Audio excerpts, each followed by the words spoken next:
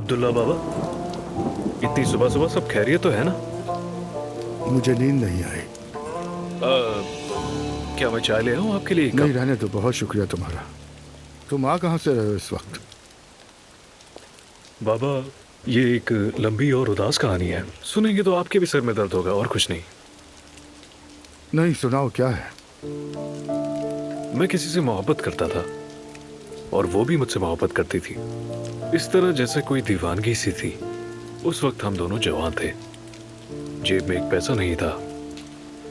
उसके खानदान वाले राजी नहीं थे, तो मैंने उसे घर से भगा लिया और 2 दिन बाद हम पकड़े भी गए। मुझे फौज में भेज दिया गया। फिर क्या हुआ? जब मैं फौज में था तो हमेशा उसी के बारे में सोचता रहता था।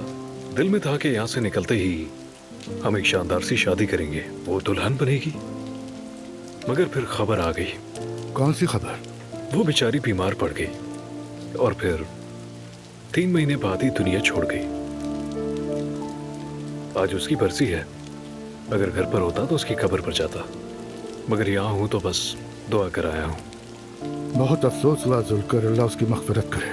आपका शुक्रिया अब्दुल्ला बाबा।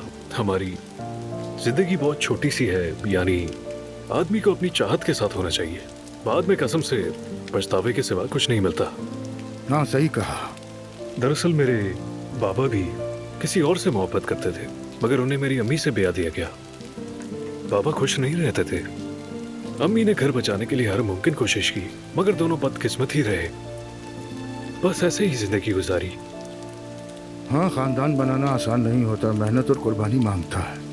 मानता हूँ, लेकिन क्या ये जुल्म नहीं है कि अलग रहकर नाखुश जिंदगी गुजारे?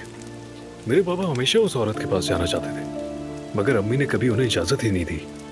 यकीन करें, मेरे बाबा मरते वक्त भी उसी औरत का नाम लेते रहे और फिर दम तोड़ दिया। उसके बाद अम्मी भी इसी गम से चल बसी। मैंने सब कुछ देखकर यही कहा, मैं उनकी तरह नहीं बनना चाहता, इसलिए उसे भगा कर ले गया और खुश हूं कि ऐसा किया। आज भी मुमकिन होता तो यही करता, मगर मेरे नसीब में नहीं था। शायद यही तकदीर है। ये आसान नहीं जुल्कर। मैं हमेशा दुआ करता रहा, कहा ऐ खुदा मेरी जिंदगी ले ले और उसे दे दे, मगर दुआएं कबूल ना हो सकी। अल्लाह तुम पे रहम करे। हर काम अच्छे के लिए होता है। हाँ, लेकिन कभी कभार अच्छे काम भी बहुत दुख देते हैं। किसी ने क्या खूब कहा है, मोहब्बत के लिए मरना चाहिए। मोहब्बत और सिर्फ मोहब्बत। कसम से मैं तो उसके लिए मरने को भी तैयार था, मगर माफ कीजिएगा, मैंने आपको भी परेशान कर दिया। मैं जा रहा हूं काम पर। कोई बात नहीं बेटा, अपने काम पर जाओ।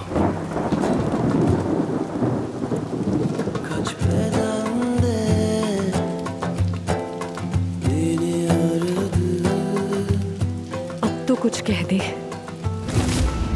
sadece seni aradı, dersini almadı, inada bağladı, olduramadı. ये अब तक का सबसे डिसेंट और खूबसूरत गिफ्ट है जो मुझे किसी ने दिया है। शुक्रिया आपका इसके लिए। बहुत खुशी हुई ये सुनकर।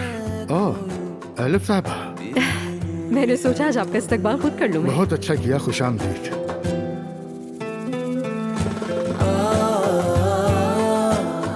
Ateşe düştüm bak, ellerden uzak, aşk değil bu bana tuzak. मैं आपसे मोहब्बत करता हूँ मेरे साहबा। Ateşe düştüm bak, evlerden uzak. मैंने आपसे कहा कि मैं शादी कर रही हूँ और आप मुझसे कह रहे हैं कि आप मरियम से मिलने जा रहे हैं। अगर आप मेरे पास आकर मिन्नत करते, तलाक देने का कहते, तो क्या आपको लगता है मैं ये सब फिर भी करती? बताएं मुझे। आप शादी के लिए जल्दबाजी करेंगी सोचा नहीं था।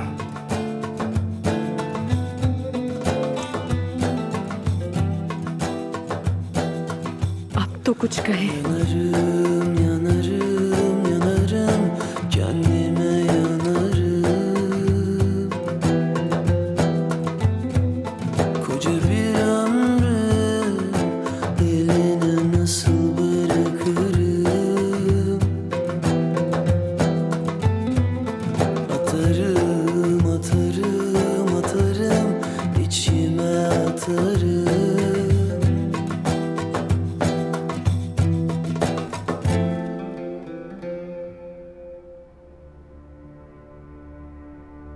उफ, मेरी तो समझ नहीं आ रहा डॉक्टर साहब कि कहाँ से शुरू करूं मैं।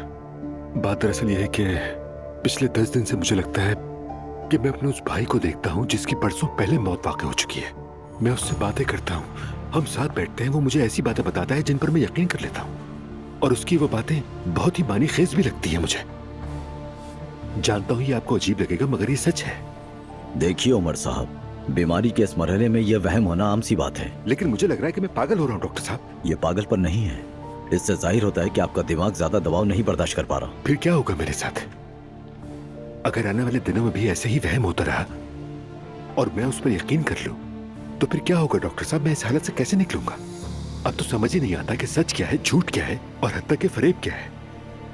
उमर साहब, बदकिस्मती से इसका सिर्फ एक ही हल है और वो है ऑपरेशन। मगर आपने तो पहले कहा था कि ये मुमकिन नहीं है। जी, मुझे याद है, मैंने बिल्कुल कहा था ऐसा, मगर बीमारी की तेजी से बढ़ती हुई हालत ने हमारे लिए कोई और रास्ता नहीं छोड़ा। हाँ, अगर इसके लिए आप राजी हैं तो हम कोशिश करके देख लेते हैं। क्या मेरे बचने का कोई इम्कान है?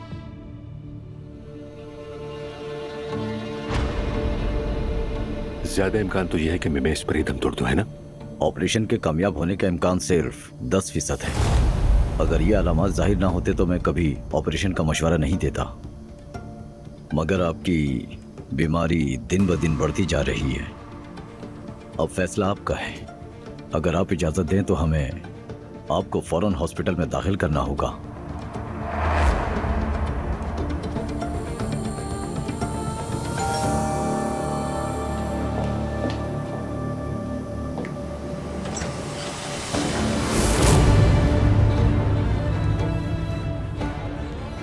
अप्पू, अस्सलाम वालेकुम। आपके पास वक्त है तो मुझे कुछ बात करनी है। बिल्कुल, अंदर आ जाइए। बहुत शुक्रिया।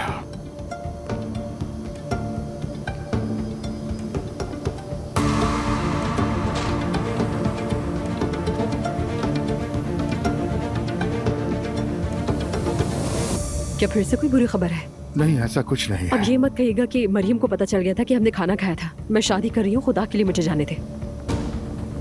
आप शादी मत कीजिए। क्या? मैं तलाक ले लूंगा मरियम से।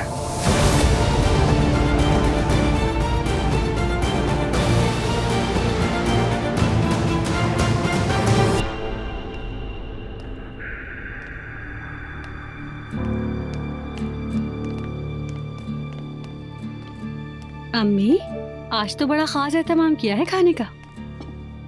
तुम्हारे पापा कुछ दिनों से बहुत परेशान हैं, तो मैंने सोचा उनके पसंदीदा खाने बना दूं ताकि उनका दिल खुश हो जाए। बहुत अच्छा किया आपने। हयात, तुम किचन जाके देखो, यहाँ मैं संभाल लूंगी। ठीक है आपा।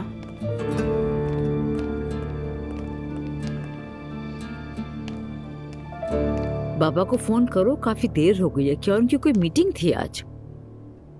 पता नहीं, मैंने आज नहीं देखा उन्हें। क्या मतलब नहीं देखा? देखा तो मैंने भी नहीं, मगर हो सकता है वो अपने रूम में हो। मैं सारा दिन मीटिंग में था। बिस्मिल्लाह, चलो फोन करो उन्हें। ठीक है, मैं फोन करता हूँ।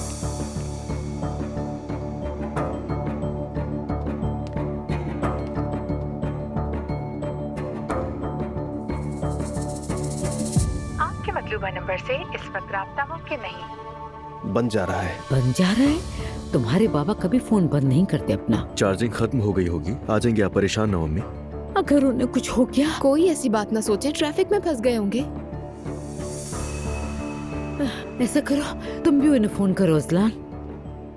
अम्मी भाई ने बताया तो है कि फोन बंद है। अच्छा ठीक है, मैं करता हूँ उन्हें। जल्दी करो करो।